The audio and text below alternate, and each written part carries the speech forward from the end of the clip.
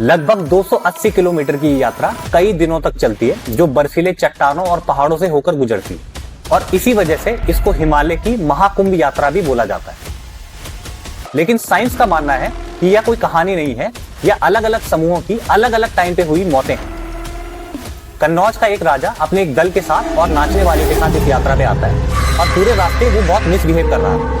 ऐसे में मां नंदा देवी को गुस्सा आ जाता है और उस रात वहां भयानक तूफान आता है जो सबको एक बार में खत्म कर देता है।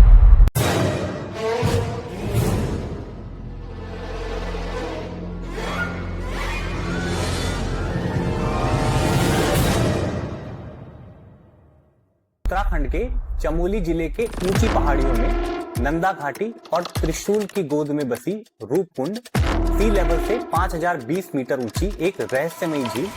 ये जितनी खूबसूरत है उतनी ही डरावनी भी है और इसकी वजह है इसके शांत पानी में छिपे सैकड़ों मानव कंकाल यानी ह्यूमन स्केलेटन। नमस्कार दोस्तों, मैं हूं सचिन भट्ट और आप देख रहे हैं पावनगढ़। आज हम बात करेंगे एक ऐसी रहस्यमयी झील के बारे में जिसने वैज्ञानिकों, इतिहासकारों और श्रद्धालुओं को उलझा के रख दिया है। रूपकुंड, जिसे लेक ऑफ ह्यूमन स्केलेटन भी बोला जाता है। इस डॉक्यूमेंट्री में हम जानेंगे कि ये लोग कौन थे, ये यहाँ क्यों आए थे, क्या ये किसी युद्ध में मरे थे या इनको किसी महामारी ने मारा था या कोई प्रकृति का डिजास्टर था, प्राकृतिक आपदा की वजह से ये मरे थे। हिमालयों की पहाड़ियों पर जब सूरज की पहली किरण बर्फ से ढके हुए पहाड़ियों को छूती है तो सामने उभर कर आती है रूपकुंड झील। साल के ज्यादातर महीने बर्फ से ढकी रहने वाली ये झील जब गर्मियों में पिघलने लगती है तो सामने लेके आती है एक खौफनाक और भयानक सच। कई सौ सालों से यह झील अपने नीचे छिपाई बैठी है सैकड़ों मानवीय कंकाल, खोपड़ियां, पसलियां और आधे अधूरे शरीर। और सबसे डरावनी बात, इसके पीछे कोई सीधी सपाट कहानी नहीं है।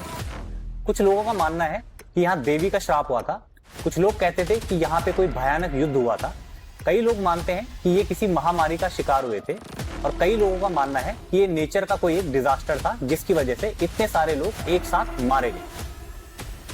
लेकिन साइंस का मानना है कि यह कोई कहानी नहीं है, यह अलग अलग समूहों की अलग अलग टाइम पे हुई मौतें हैं। अब इस वीडियो में हम जानने की कोशिश करेंगे कि आखिर उस दिन क्या ऐसा हुआ था कि सैकड़ों लोगों की कब्र वहां पे बन गई। अब जैसे कि मैंने बताया, जो रूपकुंड है वो गढ़वाल के चमोली जिले के ऊंची पहाड़ियों में त्रिशूल और नंदा घाटी के बीच बसा है, जहां चारों तरफ बर्फीली चट्टानें, अल्पाइन घास, अली और वेदनी बुग्याल और उजड़े हुए बेस कैंप है जो इसको अलग ही दुनिया का एक हिस्सा बना देते। त्रिशूल इसलिए बोला जाता है क्योंकि जो पर्वत चोटी है वो त्रिशूल शेप की है, तो इसलिए इसको त्रिशूल बोला जाता है। अब यहां तक ट्रैकर्स को पहुंचने के लिए सबसे खूबसूरत लेकिन सबसे खतरनाक घाटियों से होकर गुजरना पड़ता है, जहां ऑक्सीजन लेवल बिल्कुल कम है, पतली हवा है, मौसम कभी भी खराब हो सकता है, तेज आंधी तूफान कभी भी आ सकता है। ये सब चीजें इस ट्रैक को बहुत ही खतरनाक बना सकती है, जो आपकी जान भी ले सकती है।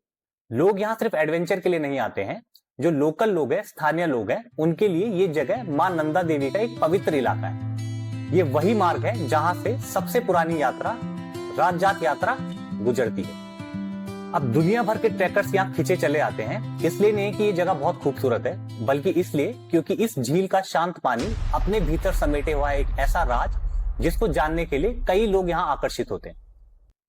जैसे ही बर्फ पिघलती है तो यहाँ से निकलते हैं सैकड़ों मानव कंकाल यानी कि ह्यूमन स्केलेटन। अब दोस्तों, ये जगह स्थानीय लोगों के लिए पवित्र क्यों है, इसका कारण है मां नंदा देवी और उनकी राजजात यात्रा। तो आइए पहले समझते हैं कि राजजात यात्रा क्या है। यह पवित्र यात्रा मां नंदा देवी को समर्पित है। ऐसा माना जाता है कि उन्हें उनके ससुराल यानी कि होमकुंड तक विदा किया जाता है।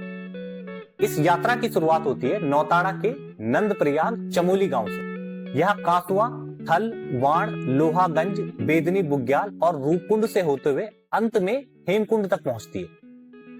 लगभग 280 किलोमीटर की यात्रा कई दिनों तक चलती है, जो बर्फीले चट्टानों और पहाड़ों से होकर गुजरती है और इसी वजह से इसको हिमालय की महाकुंभ यात्रा भी बोला जाता है। अब माना जाता है यह यात्रा हजारों साल पुरानी है और इसका संगठित स्वरूप चंद राजाओं के काल से मिलता है जिन्होंने कुमाऊं पे राज किया था। इस यात्रा की सबसे अनोखी पहचान है 4 सिंग वाला भेड़, जिसको गढ़वाली में चौसिंगिया थाडू भी बोलते हैं। ये माना जाता है कि इस यात्रा में ये एकदम स्वतंत्र चलता है और जहां पे ये रुक जाए वहीं पे यात्रा का पड़ाव तय होता है। अब जो राजजात यात्रा है वो सिर्फ एक धार्मिक आयोजन नहीं है, बल्कि ये गढ़वाल और कुमाऊं के कल्चर का एक बहुत ही इंपॉर्टेंट पार्ट है, जहां इंसान और प्रकृति एक दूसरे से मिलते हैं। चलिए तो टॉपिक पे वापस आते हैं। अब साल 1942 में जो ब्रिटिश भारत का एक रेंजर जिनका नाम एच.के. मधवाल था, वो गर्मियों पे एक गश्त पे निकलते हैं, और जब वो गश्त पे निकलते हैं उनकी नजर रूपकुंड झील पे पड़ती है। उनकी नजर रूपकुंड झील पे पड़ते ही वो पूरे प्रशासन को हिला देता है, क्योंकि वहां से निकलते हैं सैकड़ों मानव कंकाल, यानी कि ह्यूमन स्केलेटन। अब स्केलेटन भी कुछ इतने सुरक्षित थे कि ऐसा लगता है कि उनके मरने के बाद टाइम रुक सा गया हो, और कुछ इतने डैमेज थे कि लगता है कि वो सालों से वहीं पड़ा हो। और ह्यूमन स्केलेटन के साथ, यानी कि इंसानी कंकाल के साथ मिलती है लकड़ी की छड़ें, मेटल की चीजें, चमड़े के थैले और बहुत सारी चीजें। अब देखिए, ना तो ये कोई वॉर जोन था, ना यहाँ पे कोई कब्र थी। तो सवाल ये था कि इतने सारे कंकाल यहाँ पे कैसे आए। अब यहाँ पे स्थानीय लोगों की अलग अलग कहानियां हैं। कुछ लोगों का मानना है कि कन्नौज का एक राजा अपने एक दल के साथ और नाचने वालों के साथ इस यात्रा पे आता है, और पूरे रास्ते वो बहुत मिसबिहेव कर रहा था। ऐसे में मां नंदा देवी को गुस्सा आ जाता है, और उस रात वहां भयानक तूफान आता है जो सबको एक बार में खत्म कर देता है। और स्थानीय लोग आज भी दावा करते हैं कि जब भी ये झील का पानी पिघलता है तो कुछ आवाजें आती, ऐसा लगता है कि वहां कोई चल रहा हो। जैसे जैसे बर्फ पिघलती है ऐसा लग रहा है कि वहां कुछ हिल रहा है। और जो स्थानीय चरवाहे हैं, जो अपनी गाय, भैंसे और बकरियों को चराने के लिए लेके जाते हैं, उनका मानना है कि जैसे जैसे झील पिघलती है तो वहां लोग दिखने लगते हैं, वो कंकाल दिखने लगते हैं।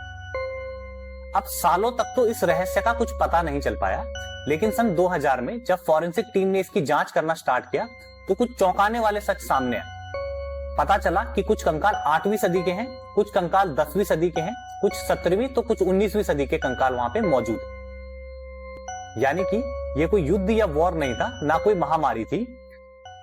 अब जब इन हड्डियों की डीएनए जांच हुई तो सच सामने आया कि ये मुख्य तरीके से दो समूहों की हड्डियां यहाँ पे पड़ी थी। एक दक्षिण एशियाई जो तीर्थयात्री थे वो, दूसरा पूर्वी भूमध्य सागरीय लोग, यानी कि जो ग्रीस कंट्री है उस जगह के लोग यहाँ पे पाए गए। और अब सवाल और गहरा हो गया। सवाल ये था कि ग्रीस के लोग भारत में क्या कर रहे हैं, और वो भी ऐसी जगह पे जहां पे जीना बहुत मुश्किल है। लेकिन इसका जवाब आज भी किसी के पास नहीं है।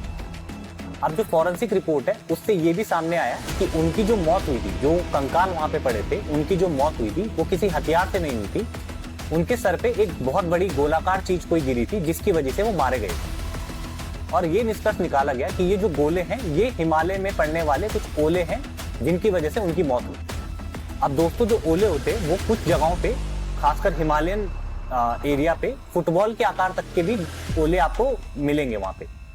यानी कि जो साइंटिस्ट ने इसका जो कंक्लूजन निकाला, उनके हिसाब से जो लोग वहां पे मरे थे वो एक नेचर डिजास्टर का शिकार हुए थे। उनके सर पे ओले गिरने की वजह से वो वहां पे मारे गए। लेकिन सवाल आज भी जिंदा है कि ये लोग कौन थे, ये वहां क्या कर रहे थे, और क्यों इनमें से कोई भी लौट के नहीं गया। रूपकुंड एक झील जो आज भी अपने अंदर बहुत रहस्यमयी चीजों को दबा के बैठी हुई। तो दोस्तों, आज के लिए बस इतना ही। ऐसे ही इंटरेस्टिंग वीडियो के लिए प्लीज मुझे सब्सक्राइब कीजिए, शेयर कीजिए और फॉलो कीजिए। जय हिंद, जय उत्तराखंड।